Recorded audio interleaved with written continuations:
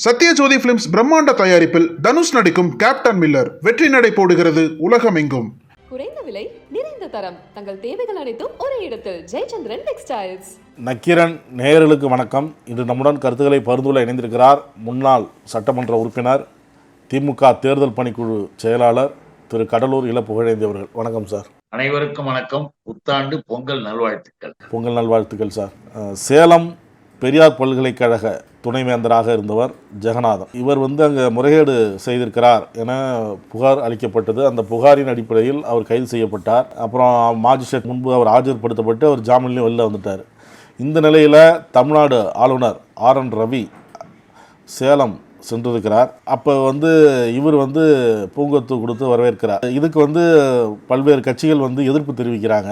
ஒரு குற்றச்சாட்டு இருக்குது, கைது செய்யப்பட்டு ஜாமீனில் ஒருத்தர் வந்திருக்கிறாரு, அவர் எப்படி வரவேற்கலாம், இதை ஆளுநர் எப்படி அனுமதிக்கலாம் அப்படின்னு சொல்லி பல்வேறு எதிர்ப்புகள் வருது.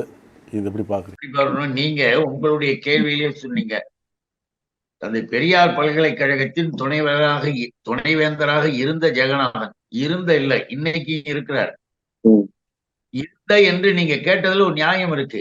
இப்படிப்பட்ட கிரிமினல் வழக்குல கைது செய்யப்பட்டு ஒருவர் பெயில வெளியில வந்தா அவரை உடனே ஒரு கௌரவமாக மட்டுமல்ல, தனக்குன்னு ஒரு உண்மையான ஒரு நியாயவாதியாக இருந்தா, தாங்கிட்ட உண்மை இருந்ததுன்னா, நேர்மை இருந்தா உடனே அந்த பதவியை ராஜினாமா பண்ணிட்டு வெளியில போய் நின்று இந்த கேஸை சந்திக்கக்கூடிய தைரியம் வரும்.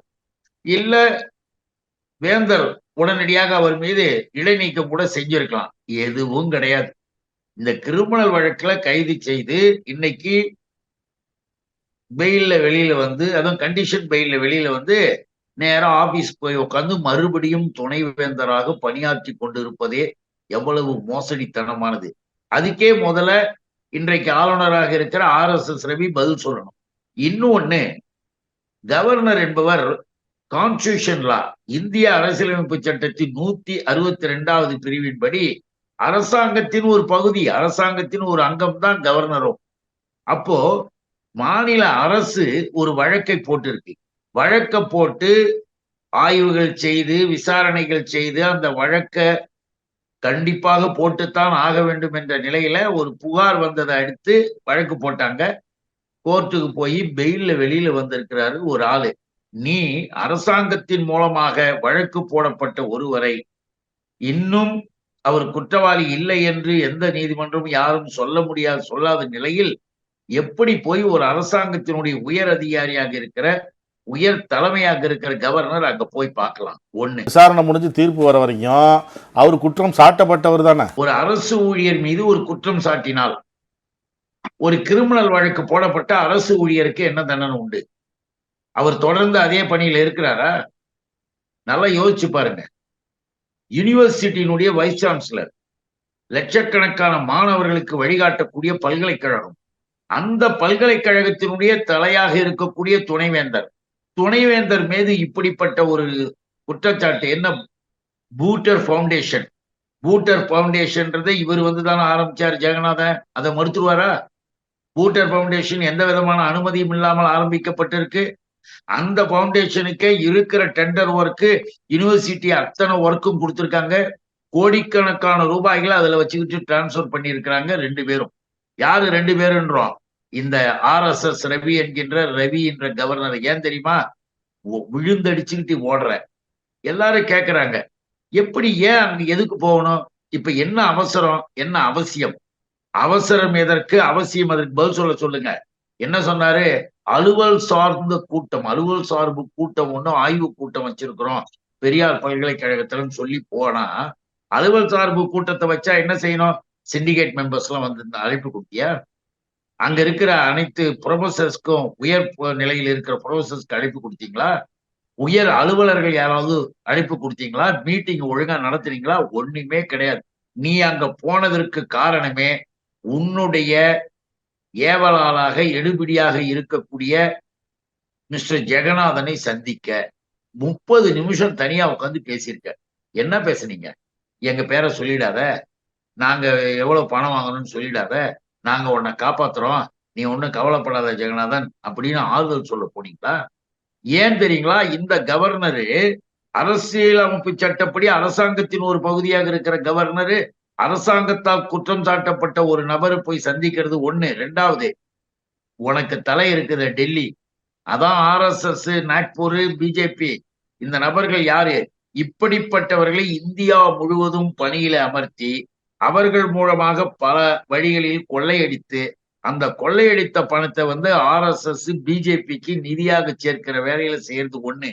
ரெண்டாவது, கல்வி கூடங்களை எல்லாம் காவிமயமாக்குற வேலையிலையும் இறங்குறது ஒண்ணு. இதுல இந்த RSS ரவி இவ்வளவு வேகமா ஓடி இவ்வளவு இதா பார்க்கும் பொழுது கேள்விகள் கேட்கிறாங்க. எதுக்கு பாத்தீங்க, என்ன பேசுனீங்க? அப்ப இன்னொன்னு என்ன சொல்லுவாங்க, பிரஸ் மீட்டிங் பிரஸ்காரர்கள் பத்திரிகையாளர்கள் இதழாளர்கள் கேட்கிறாங்க. எப்பயுமே அலுவல் சார்பு கூட்டமாக இருந்தா உள்ள பிரஸ் இருப்பாங்க. அவங்க அந்த கூட்டத்தை எடுத்துட்டு அதுக்கு பிறகு வெளியில பேட்டி கொடுப்பாங்க. ஆனால் அலுவல் சார்பு அந்த கூட்டம் என்று சொன்ன இந்த ரவி நாட் அலவுடு பிரஸ்ன்ட்டாங்க. பிரஸ்ஸே கிடையாதாம், உள்ள கிடையாதாம். சரி, பிரஸ் உள்ள வரலனாலும் என்ன கேட்டாங்கன்னா, பத்திரிகை வெளியில நாங்க நிக்கிறோம், வெளியில பேட்டி கொடுக்குறீங்களா? No, no interview. எதுவும் கிடையாது, இன்டர்வியூவும் கிடையாது, எதுவும் கிடையாது. குற்றவாளி, குற்றம் சாட்டப்பட்ட ஒரு நபர் இன்னைக்கு ஹைகோர்ட்ல அந்த வழக்கு என்ன செஞ்சாங்க, லோயர் கோர்ட்ல எப்படியா நீ பெயில விட்ட? இது பூட்டர் பவுண்டேஷனுடைய கரப்ஷன் மட்டுமல்ல, வன்கொடுமை வழக்கு, SC/ST ஆக்ட் அதுலயும் இருக்கு. ஏன்னா இவர்கள் சாதியை சொல்லி இந்த ஜெகநாதன் மிக கேவலமாக இழிவாக பல இடங்கள்ல பேசுறது போனதெல்லாம் கம்ப்ளைண்ட் ஆயிடுச்சு.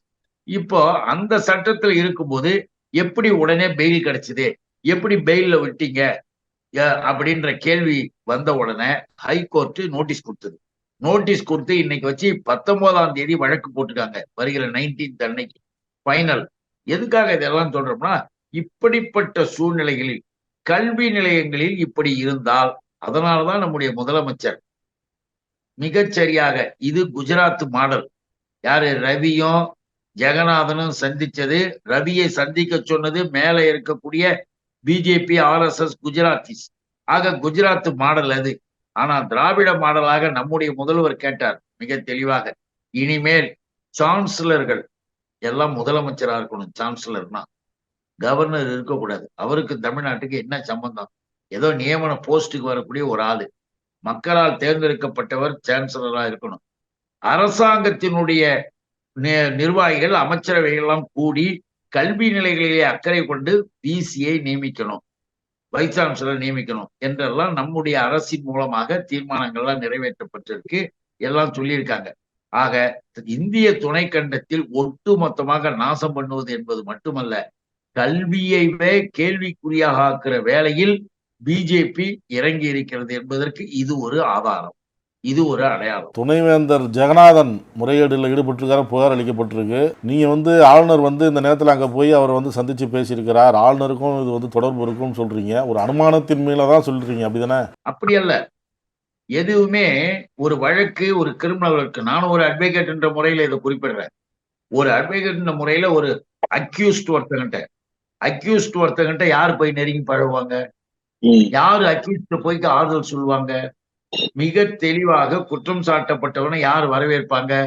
பில்கிஸ் பானு கேஸ்ல 11 பேரை சட்டத்திற்கு புறம்பாக மன்னித்து விடுதலைன்னு சொன்ன இந்த குஜராத் மாடல் வெளியில வரும்போது வரவேற்பு கொடுத்து அவங்களுக்கு எல்லா விதமான பூஜை புனஸ்காரம் செய்து காலில் விழுந்து கும்பிட்டானுங்க. யாரு? பில்கிஸ் பான 5 மாச கர்ப்பிணி பெண்ணை அநியாயமாக அலங்கோலம் படுத்திய வன்முறையாளர்கள், கண் எதிரில் குழந்தைய கொலை செஞ்சுட்டு 7 பேர் அவங்க குடும்பத்தார கொலை செய்த இந்த கொடுமைக்காரர்கள். இந்த கூட்டத்தை சேர்ந்த ஆளுதான் இந்த RSS ரவியும் இங்க இருக்கிற ஜெகநாதனும்.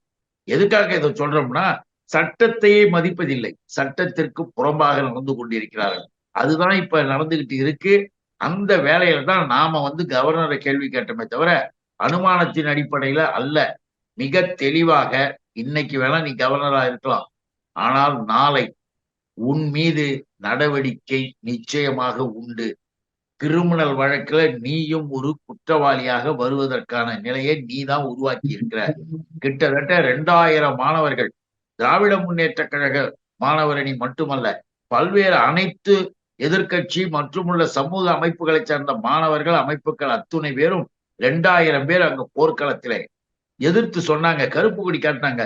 என்னையா இது, அக்யூஸ்ட போய் பார்க்க வரிய, இன்னும் அக்யூஸ்ட் தானே, நீ எப்படி பார்க்க வர? கடுமையாக எதிர்க்கிறோம் என்று மாணவர்கள் எதிர்க்க, அந்த மாணவர்கள் எதிர்க்கின்ற பொழுது நீங்க இன்னொன்னையும் நினைச்சு பார்க்கணும். நம்முடைய அரசு என்பது எந்த நிலையிலேயும் சட்டம் ஒழுங்கு சரியாக இருக்கணும், வேறு பிரச்சனைகள் வந்துவிடக் கூடாது என்பதற்காக அந்த நம்ம இயக்க மாணவர்களையும் சேர்த்துதான் கைது பண்ணாங்க. இந்த கவர்னர் பண்ணியிருக்கிற கூத்து வெளிப்படையாக வரும் என்பதற்கு உள்ள போய் அடுத்த செகண்ட் உடனடியாக அவரை பார்த்துட்டு 2 பேர்ட்ட அதிகாரிகள்கிட்ட கை கொடுத்துட்டு பேசிட்டு ஒரே ஓட்டம் ஓடிட்டார். அப்போ நேரா கோயம்புத்தூர் போயிருக்கேன். நாம என்ன கேட்கிறோம்னா, இதன் மூலமாக என்ன நடந்தது, என்ன சாதித்தாய், இதனுடைய நோக்கம் என்ன, அதை கொஞ்சம் தெளிவாக மக்களிடம் நீ தெரிவித்தால் ஒன்னும் தப்பு இல்லை. நான் தெரிவிக்க முடியாது, மூடிதான் மறைச்சிக்குவேன் அப்படின்னா நீயும் ஒரு அக்யூஸ்ட். RSS ரவி என்கின்ற இந்த கவர்னர் ரவி ஒரு அக்யூஸ்ட், குற்றம் சாட்டப்பட்டவராக வருவதற்கான ஆதாரங்கள் முகாந்திரங்கள் இந்த வழக்கின் மூலமாக, இந்த செயலின் மூலமாக நிறைய வந்திருக்கு. பின்னால் நடவடிக்கை இருக்கும். தமிழ்நாடு பாஜக மாநில தலைவர் அண்ணாமலை பேசும்போது, பாஜக தமிழகத்தில் ஆட்சிக்கு வந்தால் 3 ஆண்டுகளில் படிப்படியாக டாஸ்மாக் கடைகள் குறைக்கப்பட்டு, அதாவது மூடப்பட்டு கள்ளுக்கடைகள் திறக்கப்படும். இப்போ டாஸ்மாக் கடைகள் இருப்பதனால அரசுக்கு பெருசாக வருமானம்லாம் இல்லை, திமுகவினர் நடத்தும் மது ஆலைகளுக்கு தான் வருமானம் இருக்கு அப்படிங்கிறார். ஆமா, 420 மலை என்பதை அப்பப்ப ப்ரூவ் பண்ற. நீ உன்னுடைய கட்சி ஆட்சி செய்யற மாநிலங்கள்ல போய் கடையெல்லாம் மூடிட்டு இங்க நியாயம் பேச. இன்னும் தமிழ்நாடு தனிநாடு மாதிரி தமிழ்நாட்டில் கடை திறந்து நடத்த வேண்டிய ஒரு சூழ்நிலையை மேலும் மேலும் அதிகரித்துக் கொண்டிருப்பது பாஜகவினுடைய செயல்பாடுகள். பாரதிய ஜனதா, இந்த RSS போன்ற அமைப்புகள் எல்லாருக்கும் நியாயம் பேசு. இன்னும் கேட்டீங்கன்னா, குஜராத்ல காந்தியடிகள் பிறந்த அந்த மாநிலத்துல தொடர்ந்து இருந்த மதுவிலக்கு தளர்த்தப்பட்டது. இப்ப யாரால?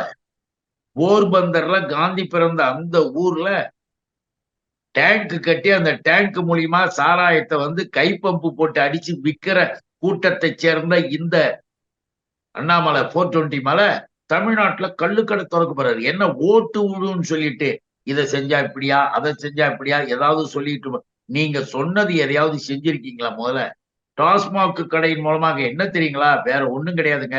இங்க நம்ம இயக்கத்துக்கு, நம்ம தலைவருக்கு இப்போ உங்களுக்கு பணம் கொடுத்ததும் சரி, அதே மாதிரி பேருந்துகளுக்கு கொடுத்ததும் சரி, குடும்ப தலைவிக்கு கலைஞர் உரிமை திட்டத்தின் மூலமாக கொடுத்ததும் சரி, எல்லா வகையிலையும் ஏழ்மை நிலையிலும் நடுத்தர குடும்பமாக இருக்கிற நம்முடைய வீட்டு பெண்கள் மகிழ்ச்சி அடைய முதலமைச்சர் நிதி பிரச்சனை இருக்கும்போது கொடுத்துக்கிட்டு இருக்காரு.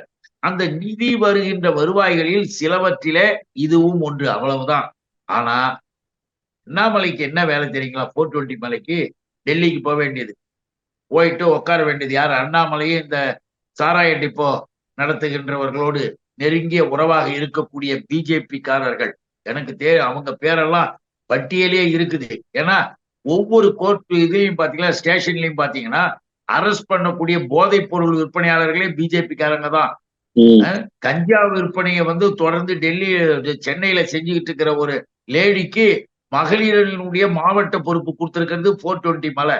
தமிழ்நாடு முழுக்கும் போதையை பரப்பணும்னு ஆசைப்பட்டுக்கிட்டு இருக்கிற இந்த கூட்டம், இந்த கூட்டத்தை சேர்ந்தவர்கள் எல்லாம் என்ன பண்றது? மேல போய் தமிழ்நாட்டுல நிதி பிரச்சனைகள் வரணும், அதனால ஜிஎஸ்டி பணம் பெண்டிங் எல்லாம் லேட் பண்ணுங்க, கொடுக்காதீங்க. எதுவுமே பணம் கொடுக்காம, பணம் இல்லாம இந்த தமிழ்நாடு கஷ்டப்படணும். அதுக்குதான் நாங்களும் அங்க வேலை பார்க்கிறோம்னு சொல்லி பணத்தை நிறுத்திட்டு திட்டங்களை நிறுத்துவதற்கான வேலையை செய்யறானுங்க.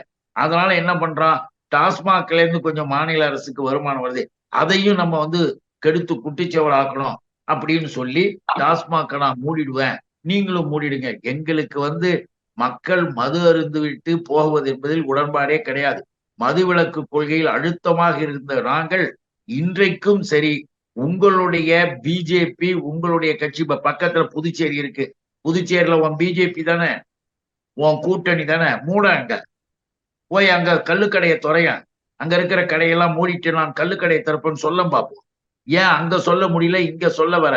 நீ அரசியல் பண்றிய தவிர உனக்கு சமூக நோக்கம், சமூக நலன் கிடையாது என்பது 420 மலையினுடைய வாதத்தின் மூலமாக நம்ம புரிஞ்சுக்கலாம். இன்னைக்கு பேசுறாரு, திமுக சாதி அரசியல் செய்கிறது, சாதியை ஒழிப்போம் என சொல்லிக்கொண்டு கடந்த 50 வருடங்களாக சாதியை வளர்த்து சாதி அரசியல் செய்கிறது. சில இடங்களில் குறிப்பிட்ட சில சாதிக்கு குறிப்பிட்ட ஒரு குடும்பத்திற்கு தான் இவங்க தேர்தல் நேரத்தில் வேட்பாளர்களுக்கு வாய்ப்பு கொடுப்பாங்க, அந்த குடும்பத்தை தாண்டி வேறு யாருக்கும் கொடுக்க மாட்டாங்க என விமர்சனம் செய்கிறார். இன்னைக்கு அதாவது இந்திய அளவில் இதே போல ஒரு அதிகமான இந்த மாதிரி செய்கிறது இந்த திமுகவில் மட்டும்தான், வேற எந்த கட்சியிலையும் இல்லைங்கிறது. ஆமாமா, இப்ப திமுக மேல எந்த பழியும் எதையும் வாய்க்கு வந்தது ஜோடிச்சு எதை வேணாலும் சொல்றதுன்னு ஒண்ணு. ஆனா 70 ஆண்டுகளாக நடைபெறுகிற திராவிட இயக்கம், இந்த திராவிட இயக்கத்தினுடைய தோற்றுவாய், அதன் விளைவாக வந்திருக்கிற மாறுதல்கள், இடஒதுக்கீடு, இன்னும் நமக்கு வகுப்பாரி பிரதிநிதித்துவத்தின் மூலமாக கிடைத்திருக்கிற வேலை வாய்ப்புகள், இன்னும் தொழில்கள், மற்றவைகளில் எல்லாரையும் முன்னேற்றுவதில் மிக அதிகமாக சனாதனத்தின் மூலமாக நசுக்கப்பட்ட திராவிட மக்கள், சட்டை போட விடாம செருப்பு போட விடாம தமிழ்நாட்டுல பண்ணியிருக்கிற கூத்து குளறுபடிகள் எல்லாம் இந்த 420 மலை பிஜேபியில சேர்ந்துக்கிட்டு RSSல சேர்ந்துக்கிட்டு திரியலாம். ஆனாலும் கூட பூரி சங்கராச்சாரி என்ன சொல்லிட்டாப்ல, மிஸ்டர் நரேந்திர மோடி போய் அந்த சிலையை எடுத்து அதை பிரதிஷ்டை பண்ணி வச்சாருன்னா அதை நாங்க கைத்தட்டி பார்க்க முடியுமா? ஒரு சூத்திரம் போய் ஒரு சிலையை வைப்பாரு, நாங்களாம் போவோமா? நாங்களாம் போக மாட்டோம் அப்படின்னு 5-6 மலத்தை சேர்ந்தவன் சொல்லிட்டான். அங்க போ 420 மலை, என்ன மலை உன் போய் உன் தலைவனை சூத்திரன்னு சொல்றானே அந்த பையன்கிட்ட போய் பேசு. அதை விட்டுட்டு இங்கு நாங்கள் எல்லாம் நல்லா இருக்கிறோமா, அது அண்ணாமலைக்கு பிடிக்கலையா? பார், எங்க இயக்கத்தை பற்றி, எங்கள் குடும்பங்களை பற்றி நீ யார் பேச? உனக்கு என்ன தேவை? நாங்கள் தேர்தல் இயக்கம், சமுதாய அரசியல் சீர்திருத்த இயக்கம். திராவிடத்துல நம்ம திமுக தான் அந்த இயக்கம் என்கின்ற பொழுது நாங்கள் வெற்றியும் பெற்று உங்களை போன்றவர்களை சந்தித்து நாங்கள் இந்த நாட்டை வாழ வைக்க வேண்டும்னா பல்வேறு நிலைகள்ல நாங்களும் அரசியல் செய்துதான் வரோம். அப்படி அரசியல் செய்கின்ற பொழுது இவர்கள் வெற்றி பெறுவார்கள். யார் வெற்றி பெறுவார்கள்? நீ மட்டும் என்ன, உன் கட்சி, உன்னுடைய பிஜேபி, உன்னுடைய RSS தோத்து போறவங்கன்னு இருந்தாங்கன்னா கொடுப்பியா? இல்ல, வெற்றி பெறுவர்களுக்கு திமுகவினுடைய அரசியல் பார்வையும் அரசியல் நோக்கமும் சாதி மத வேறுபாடு பேதங்கள் இல்லாமல் இந்த மண்ணிலே மிக பெரிய அளவிற்கு சமூக நீதியை காத்து கொண்டிருப்பது 420 மலையினுடைய கூட்டத்துக்கு பிடிக்கல. அதனால கோடிக்கணக்கான பேர் இருக்கக்கூடிய திமுகவுல எதையாவது ஒண்ணு தேடி பிடிச்சி அது அப்படி இது இப்படின்னு கதை சொல்லிக்கிட்டு உட்கார்ந்துருக்காங்க. ஆனால் திமுக அப்படி கிடையாது என்பதை முதல்ல 420 மலை புரிஞ்சுக்கணும். ஏன்னா போற இடங்கள் எல்லாம் அடிச்சு விரட்டுறாங்க. இந்த 420 மலை சாதிய ரீதியாக அங்க ஒருத்தவங்களையும் பாக்குறதெல்லாம் வெளியில வந்து போச்சு. எந்த ஏரியாவுக்கு போய் எந்த சாதியை ஏமாத்தலான்னு பிளான் பண்ணி 420 மலை போய் அண்ணாமலை போய் பல இடத்துல அடி வாங்கிக்கிட்டு அசிங்கப்பட்டுக்கிட்டு வந்ததுதான் இப்ப அவர் நடைப்பயணத்தில் நடக்கிற கூத்து. அதனால திமுக மேல பழி சுமத்துறதை தவிர அது உண்மை அல்ல. 100% அதை நான் வன்மையாக கண்டிக்கிறேன். அவர் சொன்னதை நான் எதிர்க்கிறேன். அது தப்பு. விவரம் புரியாமல் பேசுகின்றவர்கள், விசாரிக்காமல் உண்மை தெரியாமல் பேசக்கூடிய ஒரு ஓடுகாலியாக தமிழ்நாட்டுக்கு வந்திருக்கிற 420 மலையை பற்றி நம்ம பெரிய அந்த வார்த்தைகளுக்கு முக்கியத்துவம் கொடுக்க வேண்டிய அவசியம். 10 வருஷம் மோடி ஆட்சி நடந்துட்டு இருக்கு, 10 வருஷம் நடந்துட்டு இருக்கு. அடுத்து 2024 தேர்தலில் சந்திக்க போகிறோம். ஆனால் மோடியோ அவர் கீழ் இருக்கிற அமைச்சர்கள் மீதோ எந்த ஒரு ஊழல் குற்றச்சாட்டும் இல்லை. ஆனால் தமிழ்நாட்டில் ஒருத்தர் இலாக்கா இல்லாத அமைச்சராக இருக்கிறார். இதெல்லாம் தமிழ்நாட்டில் தான் நடக்கும். இன்னும் சில அமைச்சர்களெல்லாம் புகார் ஏற்கனவே நான் வெளியிட்டிருக்கிறேன். இதெல்லாம் தமிழ்நாட்டில் மட்டும்தான் நடக்கும். ஆனால் 10 வருஷம் மத்தியில் பாஜக ஆட்சி இருந்தும் மோடி உட்பட அமைச்சரவையில் யார் மேலேயும் எந்த ஒரு புகாரும் கிடையாது. 420 மலையை நாம எதுக்காக 420 சொல்றோம்? சீட்டிங் பர்சன் மிக அதிகமாக இந்திய துணைக்கண்டத்தில் கார்ப்பரேட் கம்பெனிகளுக்கு யார் அரசு துறைகளை விற்றது? யாரு ரயில்வே இலாக்காவின் தனியார்களுக்கு அந்த போக்குவரத்தை கொடுத்தது?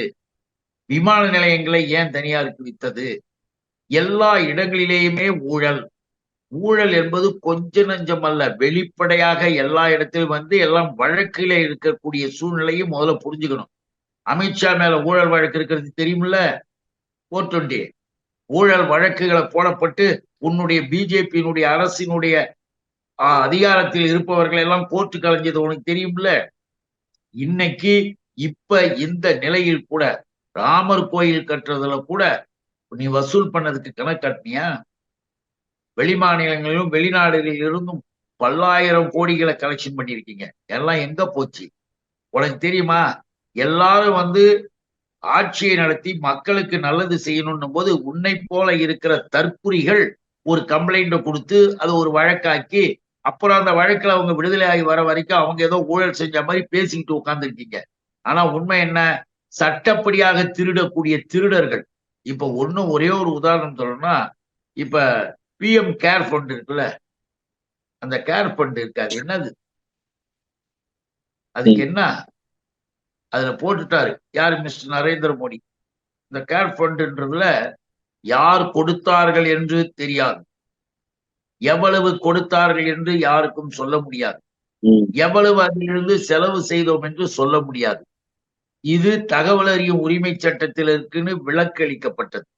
பிரைம் மினிஸ்டர் மட்டும்தான் அதனுடைய நிர்வாகத்திலே அதை ஆட்டி வைப்பவர். இப்படி ஏற்கனவே பிரைம் மினிஸ்டருடைய பெயர்லே பேரிடர்கள் இதை வந்து துடைப்பதற்காக ஒன்றிய அரசாங்கத்தினுடைய நிதிகள் இருக்கு, நிதித்துறை இருக்கு, அந்த காலத்திலேருந்தே இருக்கு நிவாரணம் செய்வதற்கு. ஆனா அதெல்லாம் எடுத்து வச்சுட்டு பிஎம் கேர் ஃபண்ட் என்ற பேர்ல பல லட்சம் கோடி திருடி கொள்ளையடித்து வைத்திருக்கிற மோடி, அந்த கேடி கூட்டத்தின் ஆட்டம் இந்த தேர்தல்கள்ல பணத்தை கொட்டுறதுக்காக வச்சிருக்கானுங்க. இப்படி சட்டப்படி திருடக்கூடிய கூட்டத்தை சேர்ந்த 420 மலை சட்டப்படி எதையும் சந்திக்கின்ற திமுகவை பார்த்து சொல்லக்கூடாது. திமுகவின் மீது கம்ப்ளைண்ட் சொல்றான், கம்ப்ளைண்ட் கோர்ட்ல விசாரிச்சு அவர்கள் விடுதலை ஆகுறாங்க. உன் மேல கம்ப்ளைண்ட் சொல்லக்கூடிய அளவுக்கு கூட நீ இல்ல போகல அப்படின்னு நான் சொல்ல வரல. ஆனால் எதையுமே சட்டப்படியாக மாற்றிக்கொண்டு திருடுகிற ஒரு கூட்டத்தை சேர்ந்தவனாக இருக்கிற காரணத்தால இங்க உனக்கு இல்ல. குஜராத்ல எத்தனை வழக்கு தெரியுமா? உத்தரப்பிரதேசத்துல பண்டாரம் பரதேசி ஒரு சீஃப் மினிஸ்டர் இருக்காரு, அந்த கேபினெட்ல இருந்து 3 பேரை ஊழல் செய்தார்கள் என்பதற்காகவே பதவி போச்சு. இப்ப வழக்கு இருக்கிறதுன்னு உனக்கு தெரியுமா? இன்னைக்கும் அவங்க பிஜேபி தான், பிஜேபில இருந்து நீக்கல, நடவடிக்கையே எடுக்கல. உன் கதையை பத்தி இன்னும் பெருசா பேசணும்னா உன் கட்சியை சேர்ந்த சுப்பிரமணிய சாமியை போய் கேளு. சுப்பிரமணிய சாமின்ற ஆளு உன் கட்சி தான், இன்னும் அவர் மேல நடவடிக்கை எடுக்கல. அவர் தான் கேள்வி மேல கேள்வி கேட்டுக்கிட்டு இருக்கார். இந்திய நாட்டை நாசமாக்கி கொண்டிருக்கிறார் மிஸ்டர் நரேந்திர மோடி. மிகப்பெரிய ஊழல் செய்து கொண்டிருக்கிறது பிஜேபி அரசு. சொல்றது நாங்க இல்ல, பிஜேபியில இருக்கிற சுப்பிரமணிய சாமி. அந்த சுப்பிரமணிய சாமி மேல ஏன் நடவடிக்கை எடுக்கல? ஏன் 420 ஏன் நடவடிக்கை எடுக்கல? அப்படின்னா என்ன அர்த்தம்? அவர் சொல்றதை கேட்டுக்கிட்டு நீங்க பயந்துகிட்டு இருக்கீங்க. அந்த ஆள் தான் தெளிவா கேட்டாரு. ராம யாரியா? ராம 10-12 வருஷமா காட்டுல இருந்து பொண்டாட்டியை தேடிக்கிட்டு போய் பொண்டாட்டிக்காக வந்ததுதான் அந்த ராமாயண கதை. அந்த கதையினுடைய கதாநாயகன் ராமன் அது செஞ்சார். ஆனா அந்த சிலைய பொண்டாட்டியை நடுவீதியில விட்டுட்டு வந்த மோடி போய் திறக்கலாமா அந்த கோயில அப்படின்னு சொல்லி கேட்டதே உன் கட்சியை சேர்ந்த சுப்பிரமணிய சாமி தான். அந்த ஆள் அதை கேட்கும் போதே சொன்னார், அயல் நாடுகளிலிருந்து வரவழைக்கப்பட்ட நிதி கணக்கை காட்டுதியா? ஏன் காட்ட மறுக்கிறீர்கள்? எத்தனை லட்சம் கோடியை திருடினீர்கள்? கேட்டது யாரு? சுப்பிரமணிய சாமி. ஆகவே 420 மேல ஒரு விபரம் தெரிஞ்சுக்கிட்டு பேசணும். திமுக அமைச்சர்கள் மீது ஆமா, நீ உன்ன மாதிரி இருக்கிறவன் கம்ப்ளைண்ட் எழுதி கொடுக்குறான், அது மேல கேஸ் போடுறாங்க. அவங்களை சந்தித்து கோர்ட்ல இருந்து விடுதலை ஆகி வர்றதுக்கு அது வரைக்கும் ஊழல்னு சொல்லிட்டு இருப்பியே தவிர வேற ஒண்ணும் இல்ல. என்னென்னமோ திட்டங்கள்லாம் போட்டு எதெல்லாம் பண்ணி பார்த்துட்டு திமுக மேல இதுவரையில் எந்த விதமான முறையிலையும் நீங்கள் எதையும் சட்டப்படியாக நீதித்துறையின் மூலமாக இதுவரைக்கும் ஒரு சிறு தவறு தண்டனை கூட வந்தது கிடையாது. ஆனால் நீ உறவு வச்சிருக்கிறிய உன் ஆளு அதிமுக, உன் ஜெயலலிதா, இந்தியாவிலேயே முதல்ல 100 கோடி ஃபைனு, 4 வருஷம் ஜெயிலு. இப்பயும் போய் பேசிக்கிட்டு இருக்கீங்க, சசிகலா கிட்ட பேசிக்கிட்டு இருக்கீங்க, இப்போ ஓபிஎஸ் கிட்ட பேசிக்கிட்டு இருக்கீங்க. உனக்கு ஏதாவது இருக்குதா? உன் முதுவை முதல்ல திரும்பி பார்த்து தொலை. 420 மலையை எந்த கதையிலுமே சேர்த்துக்க முடியாதுங்க. டெய்லி என்னமோ ஒரு ஆக்ட் பண்ற மாதிரி அப்படி ஒரு டிராமா பண்ணிக்கிட்டு இருக்காரு. கருத்துக்களை பகிர்ந்து கொண்டதற்கு நன்றி சார். அனைவருக்கும் வணக்கம், வாழ்த்துக்கள். நக்கீரன் டிவிக்கு சப்ஸ்கிரைப் செய்யுங்கள். உங்கள் ஆதரவே எங்கள் பலம். ஆசிரியர்களுக்கு நண்பனாகவும் மாணவர்களுக்கு ஆசானாகவும் திகழும் தேர்வு வழிகாட்டி. ஒவ்வொரு பாடத்திற்கும் அனுபவமிக்க ஆசிரியர்களின் துல்லியமான தெளிவான விடைகள். சிஎன்சி இருக்கு, தேர்வு பயம் எதற்கு? இது தீரன் பப்ளிஷிங் ஹவுஸ் விற்பனை வெளியீடு.